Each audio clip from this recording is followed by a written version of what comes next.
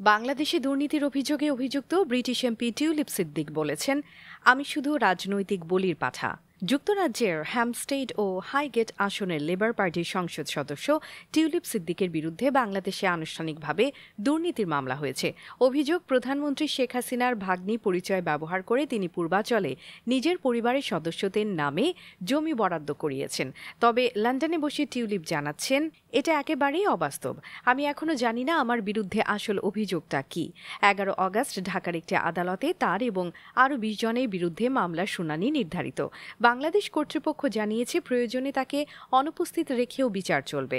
এদিকে যুক্তরাজ্য ও বাংলাদেশের মধ্যে কোনো প্রত্যর্পণ চুক্তি নেই, ফলে লন্ডন থেকে টিউলিপকে ফিরিয়ে আনার সম্ভাবনা খুবই কম। তবে তিনি দোষী সাব্যস্ত হলে বিষয়টি দুই দেশের মধ্যে কূটনৈতিক টানাপোড়েন সৃষ্টি করতে পারে, বিশেষ করে যদি বাংলাদেশ আনুষ্ঠানিকভাবে তাকে ফেরত চায়। 2024 সালে লেবার পার্টির ক্ষমতা গ্রহণের পর টিউলিপ সিদ্দিক অর্থ মন্ত্রণালয়ের অধীনে সিটি মন্ত্রী হিসেবে দায়িত্ব নেন, কিন্তু 2025 সালের জানুয়ারিতে বিতর্কের মুখে তিনি সরকারের পদ থেকে পদত্যাগ করেন, যদিও এমপি হিসেবে এখনও সক্রিয়। বাংলাদেশে শেখ হাসিনার সরকার পতনের পর মোহাম্মদ ইউনূসের নেতৃত্বে নতুন সরকার গঠিত হলে টিউলিপের বিরুদ্ধে একাধিক অভিযোগ সামনে আসতে থাকে। অভিযোগ, রূপপুর পারমাণবিক প্রকল্পে $5 বিলিয়ন আত্মসাতের সঙ্গে তার সংশ্লিষ্টতা রয়েছে। 2013 সালে মস্কোয় তোলা একটি ছবি, যেখানে টিউলিপকে শেখ হাসিনা ও ভ্লাদিমির পুতিনের সঙ্গে দেখা যায়, তা ব্যবহার করে অভিযোগের ভিন্ন ভিন্ন ব্যাখ্যা দেয়া হয়।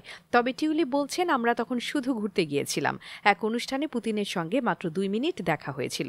উল্লেখ্য, 2004 সালে একটি ফ্ল্যাটের মালিকানা নিয়ে বিতর্ক তৈরি হয়। প্রথমে বলা হয়েছিল সেটি তার বাবা মা কিনে দিয়েছেন। পরে টিউলিপ বলেন এটি ছিল তার গডফাদারের, যার সঙ্গে শেখ হাসিনার কোনো সম্পর্ক নেই। এছাড়া নিরাপত্তা হুমকির কারণে তিনি যে বাড়িতে থাকতেন সেটিও ছিল এক বাংলাদেশি বংশোদ্ভূত ডেভেলপারের মালিকানাধীন।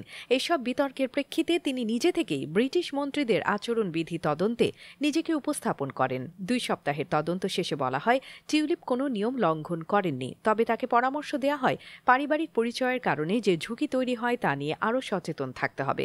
টিউলিপ বলছেন, আমি তো জন্ম নিয়েই শেখ হাসিনার ভাগ্নি হয়েছি, এটি আমি বদলাতে পারি না। বর্তমানে বাংলাদেশের রাজনৈতিক অস্থিরতা নিয়েও তিনি উদ্বিগ্ন। আমি কখনোই আমার খালাকে রক্ষা করতে আসিনি, বলেছেন টিউলিপ। কিন্তু যেসব অন্যায় আমি করিনি তার দায় আমার উপর চাপানো হচ্ছে। শেষে টিউলিপ বলেন, আমি শুধু রাজনৈতিক প্রতিশোধের বলির পাঠা। বাংলাদেশের জনগণ বিচার পাক, তবে আমি বলে রাখছি, আমি অন্যের করা অন্যায়ের অংশ নই।